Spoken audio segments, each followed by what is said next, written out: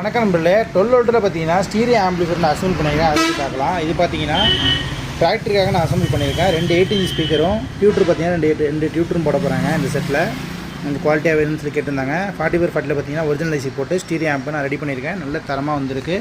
Audio clarity பார்த்தீங்கன்னா அவ்வளோ அருமையாக இருக்குது. அதேமாதிரி பிடி பார்த்தீங்கன்னா நம்மளுடைய 1 பிடி தான் போட்டிருக்கோம். பவர் ஆம்பும் பார்த்தீங்கன்னா நம்மளுடைய ஒரிஜினல் ஐசி போட்ட பவர் ஆம்பு தான் நான் இதில் யூஸ் பண்ணியிருக்கேன்.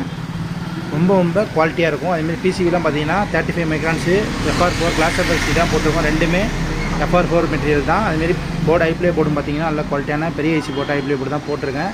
நம்ம ஆடியோ டெஸ்ட் பார்த்துருவோம்.